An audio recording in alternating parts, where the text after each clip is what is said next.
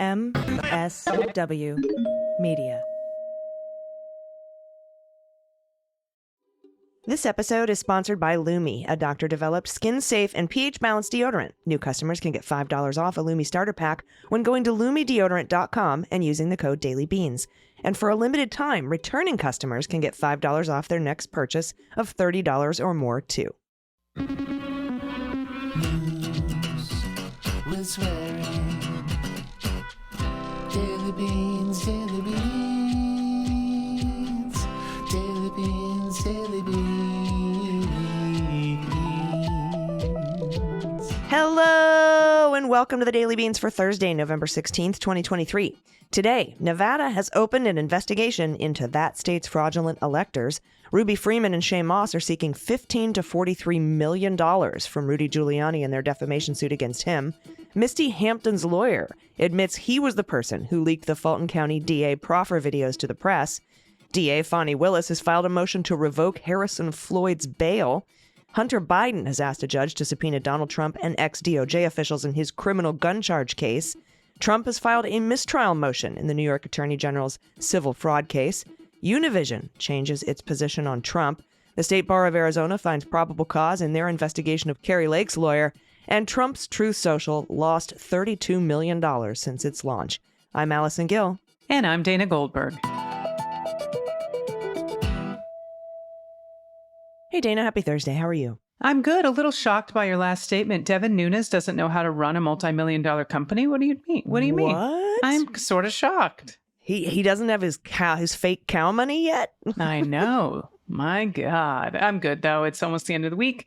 We had a rainy day here in Los Angeles, and I believe you got some in San Diego. And I don't know, there was something cozy about the gray today, but I'll look forward to the sunshine coming back. I'm a sunshine kind of girl. Yep, same. And we also had some thunderbolts and lightning. Very, very frightening. Very, very frightening. Cat. Which we don't get a lot of thunderstorms here in down in the Southern California area. So that was kind of interesting to hear that after like living in Florida for a couple years where thunder is just like it's Tuesday. Yeah. It's pretty rare.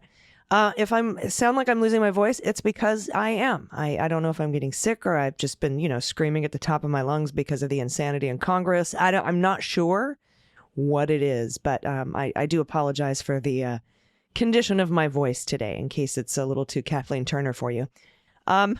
We do have a few quick hits, but before that, I wanted to say later in the show, I'm going to be talking to the author of this incredible book that's out now called Invisible Generals, and it's by Doug Melville, and we'll be talking with Mr. Melville later in the show. All right, let's get to those quick hits. And to make a long story short, too late. First up from NBC, former President Donald Trump's lawyers on Wednesday filed a motion for a mistrial in the $250 million New York civil fraud case, claiming that Judge Arthur Engoron and his principal law clerk demonstrated bias.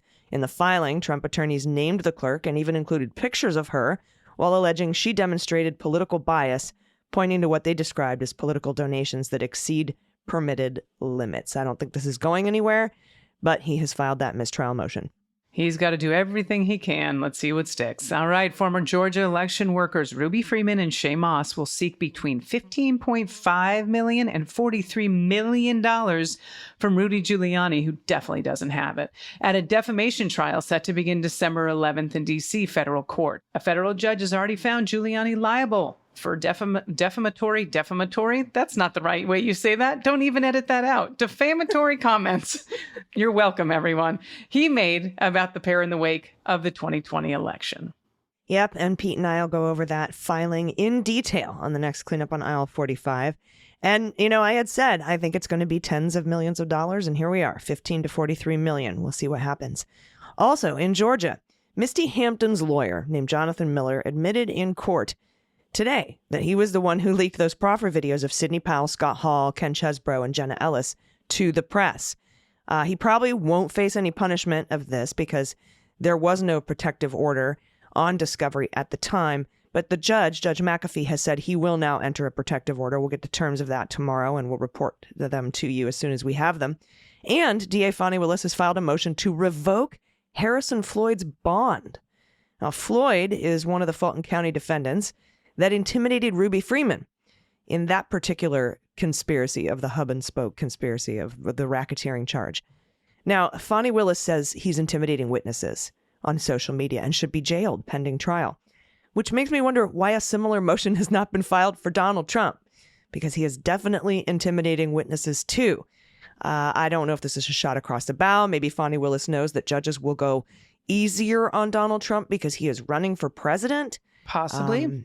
I'm not sure, but I think this is the right move, but I also think it's going to trigger a lot of folks talking about why Donald Trump isn't facing the same consequences. I would agree. But you know what? Let's keep talking about that. That's fine with me, as long as there's people that are they want to see it happen.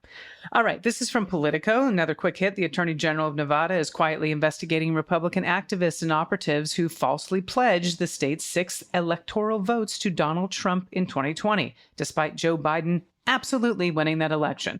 In recent weeks, investigators have questioned witnesses about the attempts of the so-called alternate electors to present themselves as viable representatives of states' voters. That's according to 3 people familiar with the probe. Now, investigators have also asked about documents those people prepared as part of the effort. All right, so we have at Michigan now. They've already indicted their fraudulent electors. We know Arizona's looking into theirs. Now we've got Nevada. And Colorado's trying to keep them off the ballot for the insurrection. I mean, good things. The states are trying to do everything they can to actually follow the Constitution. Yeah, and of course we've got Fulton County. Yep. With all of their fraudulent electors. I think 8 of which actually have flipped and are cooperating. All right, we have a lot of news to get to. Let's hit the hot notes. Hot notes. All right, first up from the Washington Post. When Donald Trump ran for re-election in 2020, his campaign called Univision, the nation's most influential Spanish language network, quote, a leftist propaganda machine and a mouthpiece of the Democrat Party. Quote, we shall treat them accordingly, top Trump advisors promised. 3 years later, Trump is treating Univision and its new corporate owners like long-lost buddies. He hosted a trio of its executives at Mar-a-Lago last week during an hour-long Univision interview that was notable for its gracious tone, starting with a question about how well he's doing among Latino voters in early general election polling. Trump's son-in-law, Jared Kushner, a friend of one of the executives, helped arrange the interview and was also in the room, according to people familiar. Quote, all you have to do is look at the owners of Univision. They're unbelievable entrepreneurial people, and they like me. That's what Trump said in a response to the question about Latino voters. The reversal has shocked Democrats, who are preparing a massive ad campaign to brand Trump as a hostile president to Latino interests. And some journalists inside Univision who think that the past week has demonstrated the heavy hand of their new corporate bosses. They're also shocked. The Mexican media company, Grupo Televisa, which has long fostered a close relationship with Mexican political leaders, merged with Univision in 2021. The Democratic alarm further spiked 2 days later when Univision advertising representatives told the Biden campaign that spots already purchased to run during the Trump interview in Nevada, Arizona, Pennsylvania, and Florida are being canceled. Wow. Owing to a heretofore unannounced policy about opposition advertising in single candidate interviews. Univision also canceled a booking with Biden's Hispanic media director, Maca Casado, to respond to the Trump interview after it was aired on the network's latest news broadcast. So that got canceled. And that's according to people familiar with the details, who, like others, spoke on the condition of anonymity. Quote, the new ownership is essentially co-opting and kidnapping the soul and mission of what Univision has been up to now, and they're serving it up on a silver platter to Donald Trump. That's Maria Cardona, a political consultant and member of the Democratic National Committee. Quote, it is going to mask the pernicious and dangerous politics that Donald Trump is going to implement if he becomes president again. Now, Semaphore first reported the presence of the 3 executives at the November 7th interview. Televisa Univision CEO Wade Davis, as well as Televisa Univision Mexico co-CEOs Alfonso Noriega and Bernardo Gomez Martinez. Puck first reported the cancellation of ads and then a Biden official response to Trump's interview.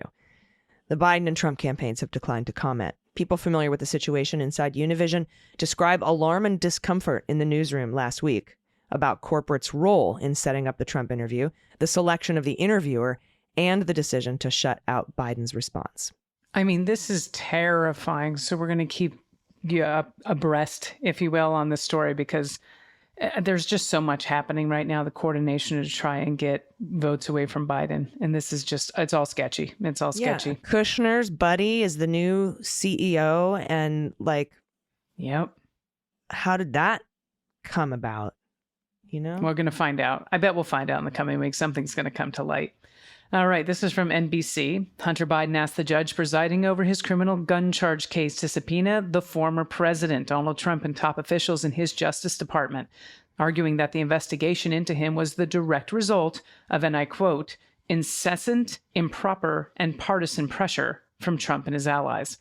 The court filing Wednesday asked U.S. District Judge Mary Ellen Noreika, who is a Trump nominee, by the way, to issue subpoenas to Trump, former Attorney General Bill Barr, former Acting Deputy Attorney General Richard Donahue, and former Acting Attorney General Jeffrey Rosen. And this is a quote, Mr. Biden seeks specific information about 3 former DOJ officials and the former president that goes to the heart of his defense that this is possibly a vindictive or selective prosecution arising from an unrelenting pressure campaign beginning in the last administration in violation of Mr. Biden's Fifth Amendment rights under the Constitution. That's from the filing, and well said. Hunter Biden, as we know, is the son of the president, was indicted in September on 3 counts tied to possession of a gun while using narcotics. 2 of the counts accuse him of having completed a form indicating that he was not using illegal drugs when he bought a Colt Cobra revolver in October of 2018, and the 3rd alleges he possessed a firearm while using a narcotic. 2 of the counts carry a maximum prison sentence of 10 years, while the 3rd has maximum of 5 years. While Hunter Biden's lawyers have maintained the charges are unfair because prosecutors agreed to a plea deal earlier this year that would have had a gun charge using the same facts dropped if he stayed out of trouble for a period of 2 years. Prosecutors had also agreed to recommend a sentence of probation in return for a guilty plea on a misdemeanor tax charge. Now, the deal was scuffled after Noreika raised questions about some of the provisions in the agreements. The filing maintains the decision to bring harsher charges was political and was the underlying investigation itself. And I quote, in the lead up to the 2020 election, IRS case files show certain investigative decisions were made as a result of guidance provided by, among others, the Deputy Attorney General's office. This is from the filing directly. It also points to a passage from Barr's recent book where he said Trump called him in October of 2020 asking about the status of the probe into Joe Biden's son. Whoa. Yep, in the fucking book. Barr wrote that he responded, damn it, Mr. President, I'm not going to talk to you about Hunter Biden, period. Somehow I'm not thinking that's the way the fucking call went, by the way, Allison.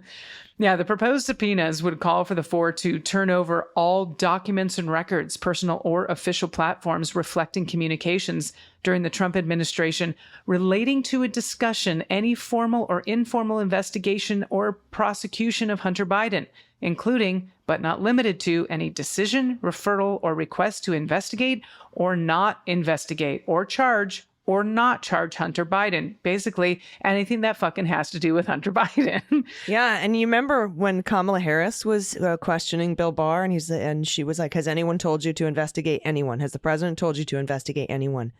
And or suggested, and he's like, yeah. I'm struggling with the word suggested. I'm grappling. Yeah. That was after he put David Weiss in charge of investigating Hunter Biden.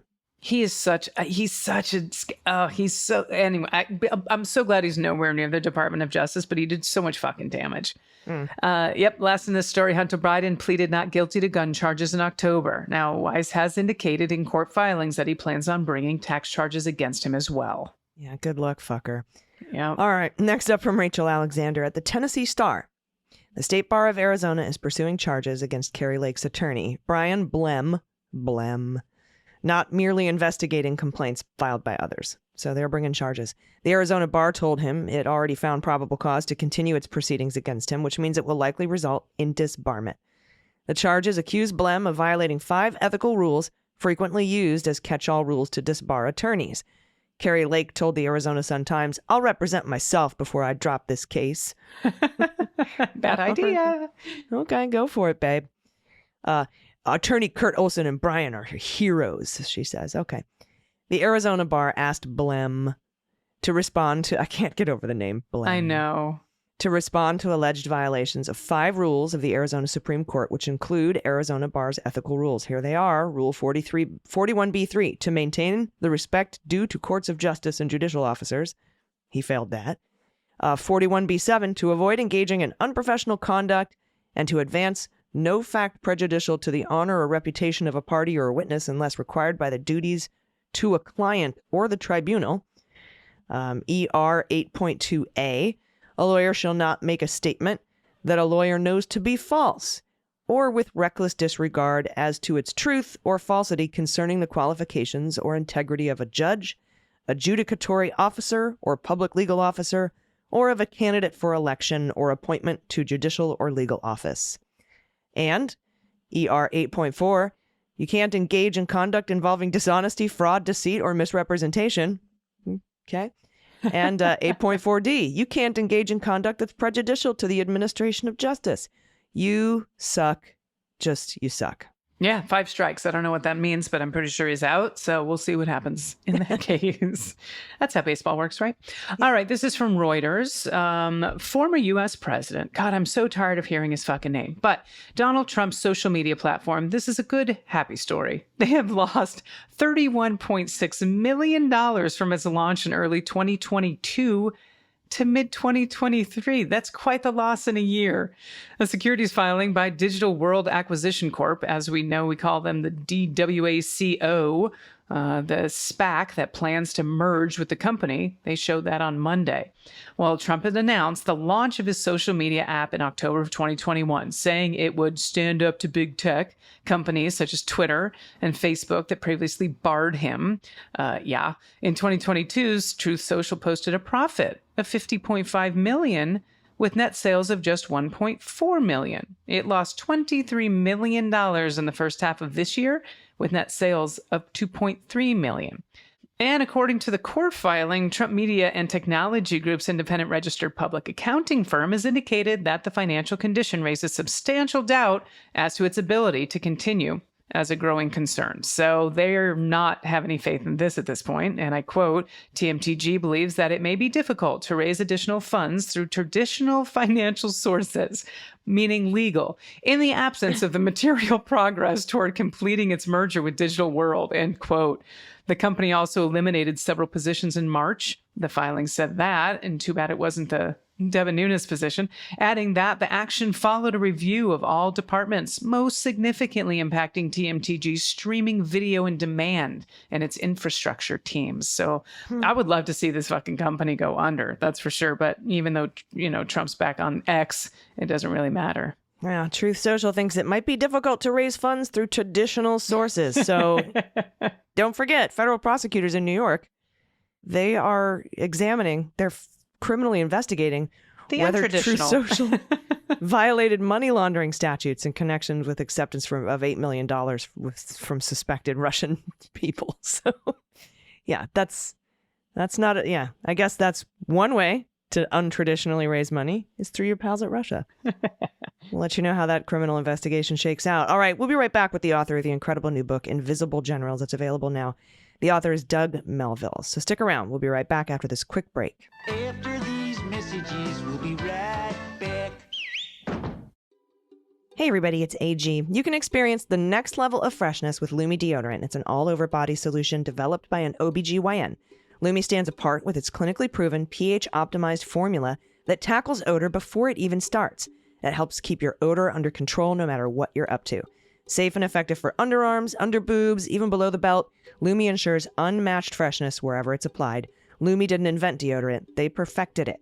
I didn't know what to expect when I first started using Lumi. I was so pleasantly surprised. Now I use it over my entire body. It works incredibly. Even after my long runs or gym sessions, I still feel fresh. I cannot recommend Lumi enough.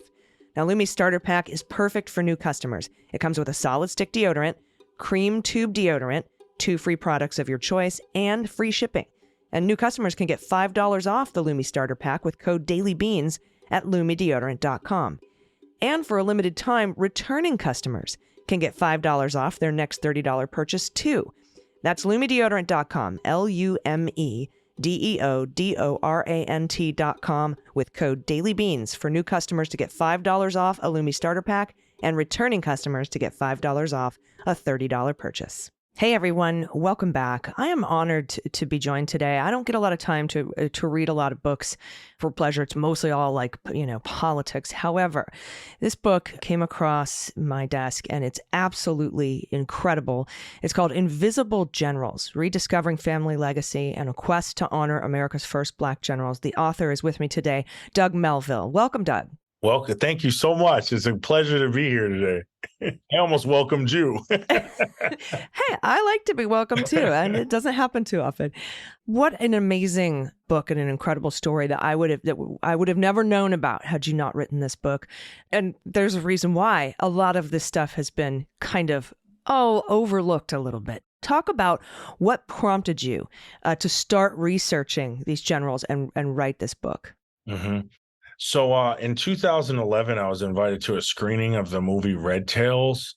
And when the movie Red Tails was really the commercial introduction of the Tuskegee Airmen. I mean, people heard of the black fighter pilots in the military of World War II, but Red Tails took it to another level.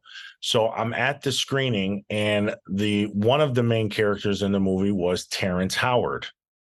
And he was the commander of the Tuskegee Airmen.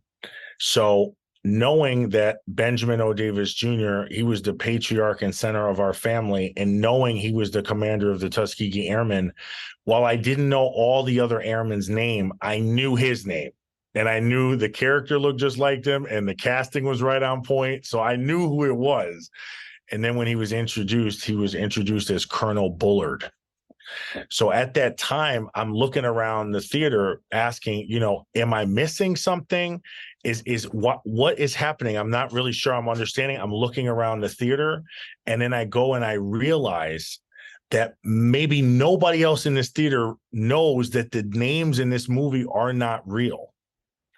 So I start asking people who worked on the film at the after party, and they go, Doug, this is Hollywood. These are not documentaries. These are amalgamations. These are composites. And I was furious that this movie was made and the real names weren't used. I went home and I talked to my dad, and my dad said, Doug, if you think moving names is bad, wait till I tell you the real story of the family. And that's the story of the Invisible Generals. And I'll tell you what we really went through. And then you'll realize that changing the names is really no big deal to me at all. And when he told me that story, that was when I said, I have to write this story, because no one's going to be as passionate about it as I am. So true. Talk about your personal connection with this story. Yeah. So the Invisible Generals is the story of America's first two black generals, a father and a son. At the start of World War II, they were the only two black officers out of 335,000 people in the whole military. So the son in the story, Benjamin Davis Jr., did not have biological children of his own. His wife was unable to bear children. And I talk about that in the book. But he wanted to raise a son to have the same relationship that his dad had with him. So my dad, who Judge L. Scott Melville, was his oldest nephew. And at 7 years old, Benjamin Davis Jr. and his wife Agatha went up to Connecticut and got my dad and said, we are going to raise you as you are our son. So my dad goes down to Tuskegee, and many times when Ben was off at war, he was with Agatha. So we were raised that Ben was the center of our family. He paid for my first car, my first set of golf clubs. He paid for my first Apple II computer. Paid for my college. He was everything in our family. So when he was omitted from the movie, it was a little bit more personal to me than it would have been to someone else. And what is the real story like? What are some of the main elements of the real story that led your family to say it's not necessarily that the names changed? Check this out. What are some of the elements of that story that really motivated you to tell the story? Yeah, well, just finding out, one of the things that really inspired me through the research process was the fact that they worked with 8 different presidents of the United States of America and we don't really talk about these things. But very close access to the presidents and the White House, that was very interesting to me. Their military careers had been very well documented, so that wasn't hard to find information on. There's a lot of information on their military careers, but what I looked at was areas of disappointment, not getting the 4th star, Ben Jr. in 1967, when LBJ had told him that he was going to elevate him to 4 stars, and then ultimately it didn't happen.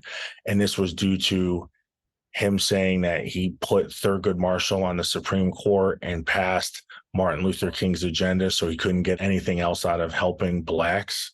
Like he reached his limit or Yeah, something? well, the presidents did everything very politically. I think one of the biggest surprises that I found was that most of their promotions, most of their awards, and most of their awareness was done in presidential election years to help win the black vote.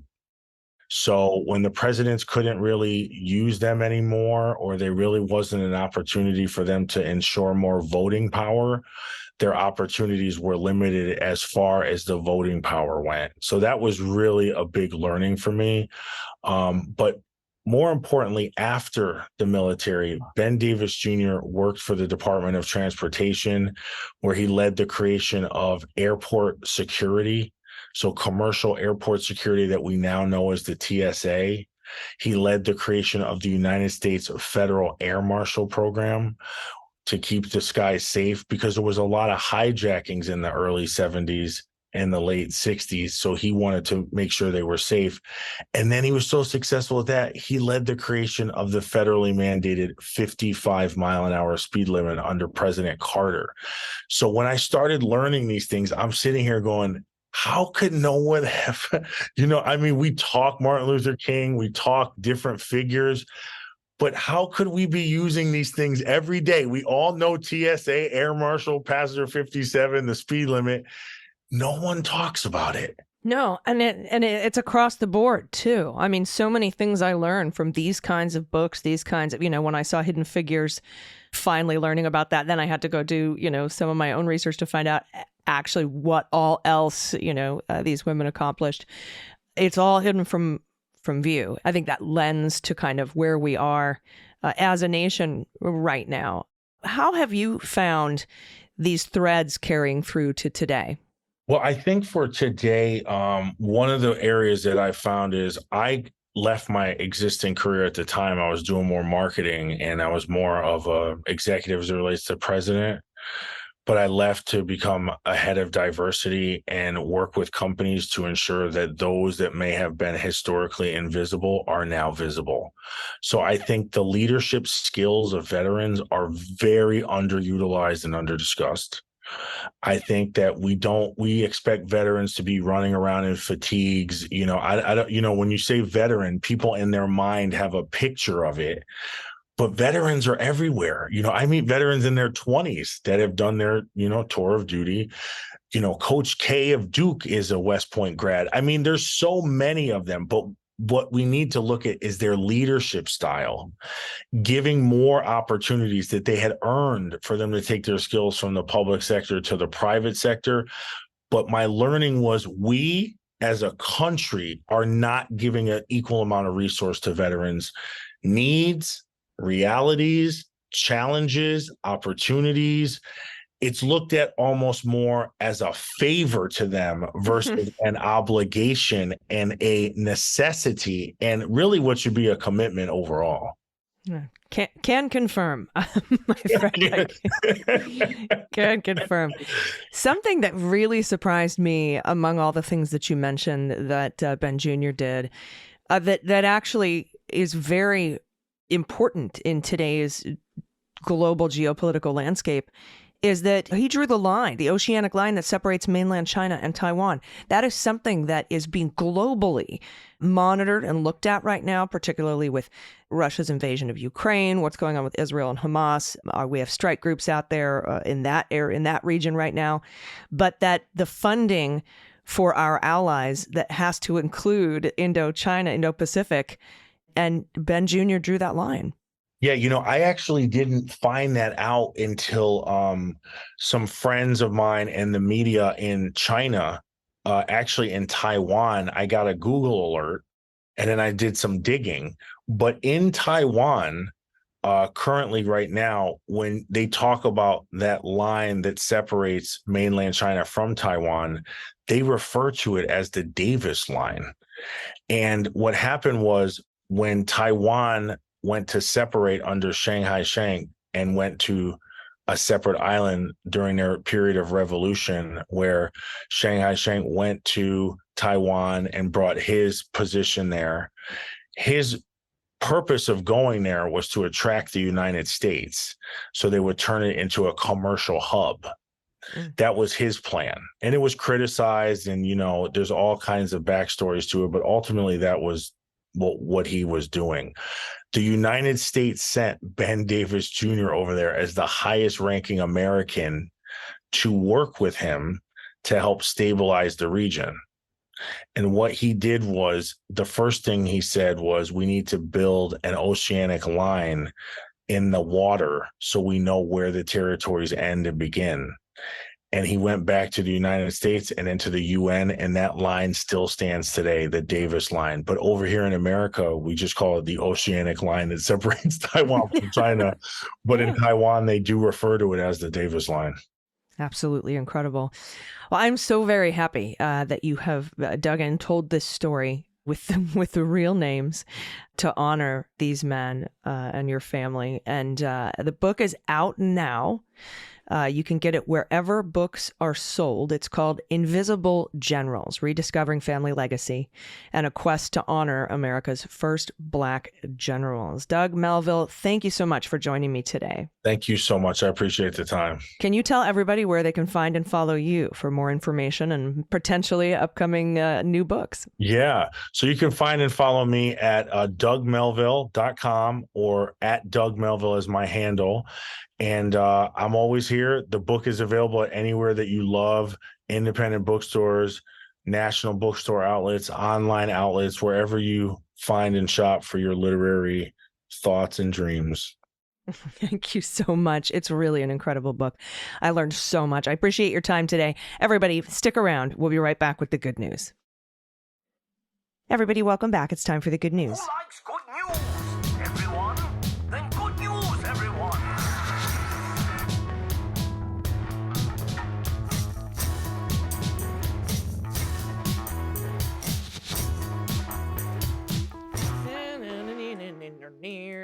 Good news, good news. And if you have good news, confessions, corrections, frog orgies, charismatic megaplastic stories, if you want to let us know what episode you'd like to hear on the Refried Beans this weekend, from this week, 1, 2, or 3 years ago, you can send that to us. Shout out to a loved one. Shout out to an adoptable pet in your area. Shout out to a small business in your area or your small business.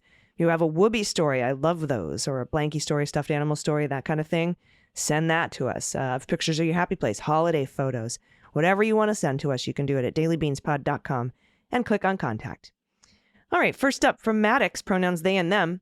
Hello, I really love all the podcasts. I find them really informative, reassuring, and fun. I'm especially fond of the Jack podcast and the Daily Beans for its good news. In the list of things you accept for good news, it said you could send stuff you make. So I thought I would share something I made. I recently finished painting this ukulele for my uncle for the upcoming holidays. It features portraits of his cat. AG Maddox, I hope you're listening. These are stunning. This is incredible. I absolutely love these. Or this. I think it's a front and a back. Yeah, that's incredible. I hope you have some sort of a business doing this, because I think you could sell them all over the place. Right? So good. Thank you for sharing with us. If you do have a business, by the way, you should share that with us too, because we're happy to blast it out. All right, that was a short one. I'm going to take this next short one from Anonymous, no pronouns given.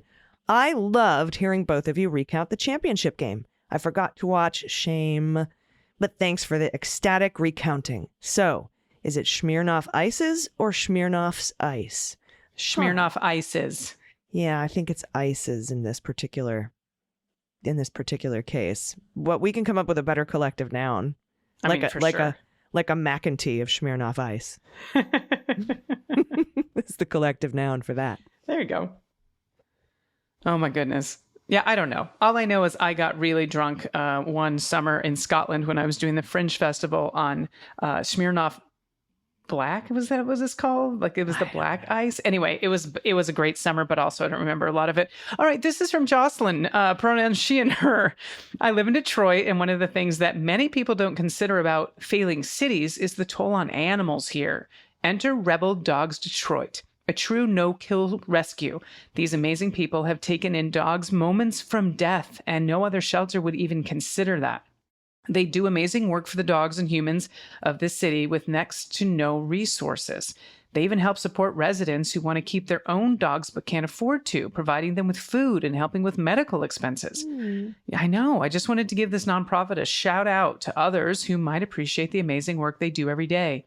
You can see the doggos they help or even donate to this great cause online at Rebel, with one L, rebeldogsdetroit.com, or on Instagram at Rebel Dogs Detroit. For Pod Pet Tax, I'm also including a picture of my own rescue. This is Otto, and Otto is beautiful. He's got a golden retriever face. It with looks like a Rottweiler coloring. color. Yeah. It's a beautiful dog. I'm interested to know if you've done a DNA test, Jocelyn, or if you know.